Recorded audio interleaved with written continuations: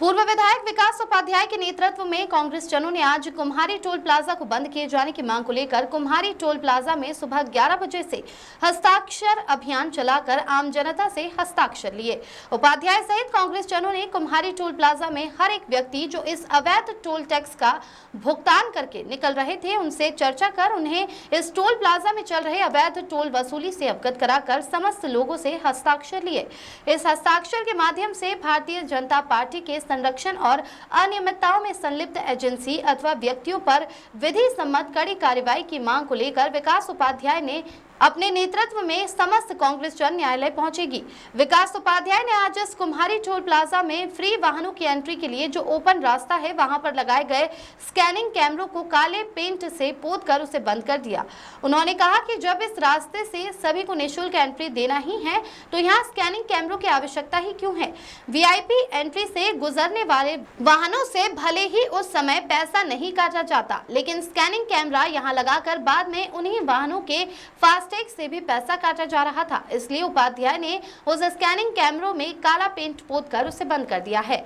पूर्व विधायक विकास उपाध्याय ने बताया कि इनके नेतृत्व में समस्त कांग्रेस जनों द्वारा कुम्हारी टोल प्लाजा को लेकर लगातार चरणबद्ध आंदोलन किए जा रहे हैं। पूर्व में एनएचएआई दफ्तर पहुंचकर प्रोजेक्ट डायरेक्टर दिग्विजय सिंह से भी चर्चा किए थे।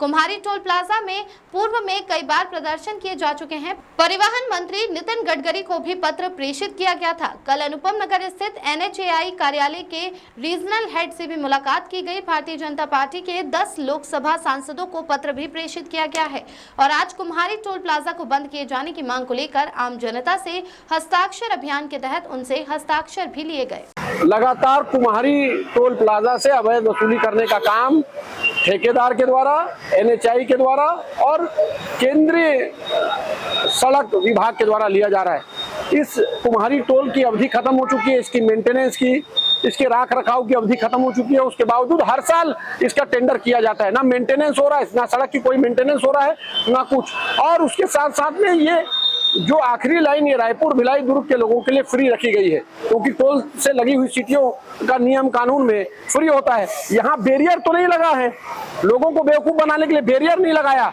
लेकिन कैमरा लगाकर फास्ट ट्रैक के माध्यम से लोगों का पैसा लेने का काम ये भारतीय जनता पार्टी की डबल इंजन की सरकार में हो रहा है। कांग्रेस पार्टी लगातार इसको अवैध टोल को बंद कराने को लेकर लगातार हम लड़ाई लड़ रहे हैं। हम रोज आंदोलन कर रहे हैं। भारतीय जनता पार्टी के कान में जू तक नहीं रेंग रही।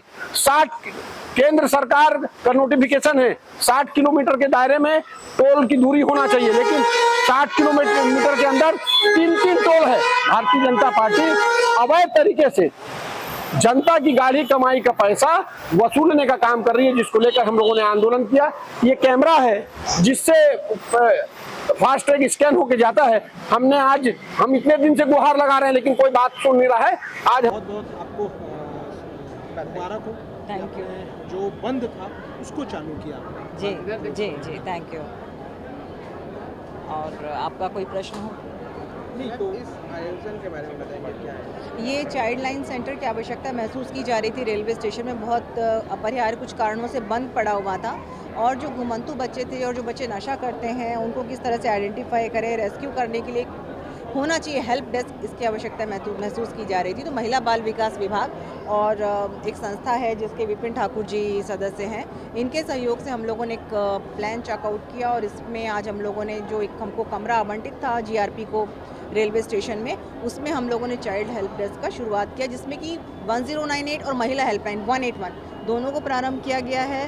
साथ ही हमारा जीआरपी थाना चूँकि स्टेशन के बाहर है तो 24 घंटे की पुलिस सहायता केंद्र भी साथ में हम लोगों ने शुरू किया है और इन दोनों नंबरों के साथ में एक पुलिस जीआरपी का हेल्पलाइन नंबर भी हम लोगों ने आज से डिस्प्ले किया है। इस पर लोग सूचना दे सकते हैं घुमंतु बच्चों की, महिलाएं जो भटक गई हैं उनकी, किसी अपराध की। मैम मैं आपको एक अवगत कराना चाहती हूँ कि रामनगर थोड़ा सा, क्योंकि वहाँ पे नशा का बहुत ज़्यादा कारोबार होता है, तो आपके आने के बाद कहीं ना कहीं ऐसा लग रहा है कि थोड़ा सा और टाइट किया गया, तो आपको उसको एरिया को सबसे पहले, क्योंकि क्या जैसे ट्रेन में अगर कोई मोबाइल लेके खड़ा है तो छीन के भागते हैं, उसके बाद नशा है, तो इसको थोड़ा निश्चित रूप से हम अपने जितना हमारा क्षेत्र है जो जीआरपी के अंतर्गत आता है वहाँ हम कार्रवाई करेंगे। साथ ही हमारा मेन फोकस ट्रेन में आइडेंटिफाई करना ऐसे बच्चों को, जिसके लिए हम अपने पूरा जितने थाने हैं 5 थाने उसके स्टाफ को सेंसिटाइज कर रहे हैं इनको जो संस्था वाले हैं इनकी मदद हम ले रहे हैं कि आप कैसे ट्रैफिकिंग को पहचानें, आप कैसे ये पहचानें कि बच्चा नशा करता है। आप पहले पहचान पाएंगे तभी आप उनकी मदद कर पाएंगे। तो निश्चित ही एक शुरुआत है और हम उम्मीद करते हैं कि जन सहयोग से हम इस काम को करने में सफल होंगे। मैडम मेरा एक सवाल है मैम, ये बाल विकास विभाग के द्वारा जो है चाइल्ड लाइन जो है वो शुरू किया गया है। ये प्रोजेक्ट जो है भारत सरकार के द्वारा संचालित है। इस योजना के अंतर्गत जो है जैसे कि आपको पता है कि 1098 ये टोल फ्री नंबर है हमारा। इस टोल फ्री नंबर से हमारी कोशिश ये होती है कि जितने भी बच्चे जो हैं, जो बच्चे जिनको वास्तव में ज़रूरत है, जो नीडी बच्चे हैं, संकटग्रस्त बच्चे हैं, ऐसे बच्चे आपको कहीं पे भी मिलते हैं तो उस नंबर पे फ़ोन करके जो है आप हमको बता सकते हैं और तत्काल उस बच्चे को जो है हम उसको सुविधा देते हैं। और उसको बच्चे को संरक्षण की आवश्यकता होती है या शेल्टर की आवश्यकता होती है तो हम उस बच्चे को तुरंत तत्काल मदद करते हैं। आपने अभी उद्बोधन में कहा था कि बहुत जल्दी यहाँ पे स्टाफ है, तो मतलब कब तक स्टाफ बैठा रहे हैं? देखिए, स्टाफ की भर्ती की प्रक्रिया चल रही है। मेरी कोशिश है कि मैं 10 जून तक आपको यहाँ का परमानेंट जो स्टाफ है भर्ती करके मैं आपको दे दूँ। क्योंकि भर्ती की प्रक्रिया में आवेदन बहुत ज़्यादा थे तो सब अभी प्रक्रिया चल रही है मेरी। 10 जून तक आपको नियुक्ति आदेश जारी करके स्टाफ बैठ जाएगा। अभी टेम्प्रेरी तौर पे जो मेरा जो जिले का जो चाइल्ड लाइन का स्टाफ है वो यहाँ आकर के बैठेगा। मेरा एक चाइल्ड लाइन का कंट्रोल रूम भी है जो कि शालन वहाँ पे है, शंकर नगर पे आपको मिलेगा मेरा चाइल्ड लाइन का कंट्रोल रूम। वहाँ पे भी मेरे स्टाफ है कंट्रोल रूम में और उसके अतिरिक्त जिले का जो स्टाफ है वहाँ पे जिला चाइल्ड लाइन का वो भी यहाँ आकर के बैठेगा। तो वो 3 स्टाफ रेगुलर बैठेंगे जब तक यहाँ की भर्ती ना हो जाए तब तक। मैम एक चीज़ देखा गया